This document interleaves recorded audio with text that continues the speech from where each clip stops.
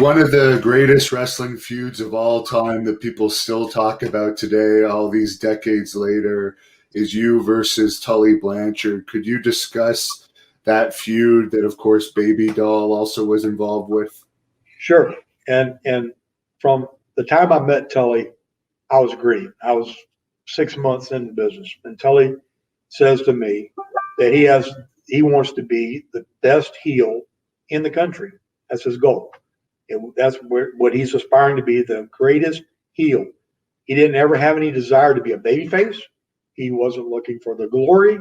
He wanted to be the hardest worker, the most in shape, to get the most heat, and to be able to and do it better than anybody else. And when he and I hooked back up when I came to the Mid-Atlantic, now my skill set had come up to a different level.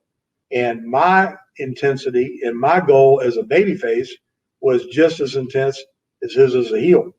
So when you combine those two work ethics, and neither one trying to step on the other, neither one really wanting to be in the other one's role, then you've got this combination that's really, really hard to beat. So Tully and I worked an 8-month program to get to the culmination of that I Quit match. And of course, I don't even think you could work an 8-month program, or you can't hardly work an 8-minute program, much less an 8-month program. But we took that battle and all the back and forth things that led up to that match, all around the United States for 8 months prior to, having the blow off match of the I Quit match. And at the time we did it, we didn't even think about the significance of it, because we had done that same kind of thing short of the chair and the eye. We had done that and more in places where it wasn't televised. So when it finally gets captured on film, and with all the intensity that led up to it, it was like we made a classic and we didn't even realize it.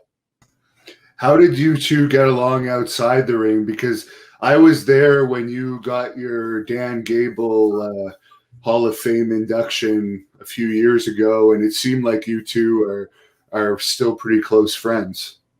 Well, so I'm married to his ex-wife. I raised four of his children that were 1, 4, 5, and 7 when Courtney and I got together, and we've got a professional respect for each other that goes without saying. But time and life and things that ensue and that we've shared vicariously because of this blended family have taken our relationship to a level that a lot of people would have a hard time understanding. But he's still a consummate professional. He's been a great parent in his kid's life, and has a completely different relationship with them today than obviously he was able to have when they were young and the family was broken up. But we still talk, and we do these before the COVID thing, we've done I don't know how many get-togethers and one-on-ones talking about our feud.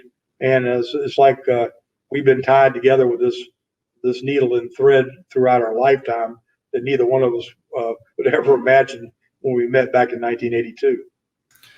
I'm going to guess you probably met his wife after the divorce, which is probably why there was no heat there. Well, the thing of it is, I was at their wedding. I've known them since they were dating, and their relationship had taken a downward spiral before I became a factor in the equation. But I mean, it's still in the very beginning, made for some awkward moments. Certainly just out of the sheer mechanics of it. But yeah, we go way back. Something about when you get this wrestling DNA and in this fraternity ingrained in you, it truly is for life. And I think when you form the kinds of bonds that he and I did, Dusty and I did, it transcends almost all other life events. Now, Thank you for watching the Hannibal TV. Please like this video if you enjoyed it and click the subscribe button to not miss any of our latest shoot interviews, match videos, or news updates. Support us on patreon.com for $1.99 a month to watch our full shoot interviews ad-free and help our channel grow.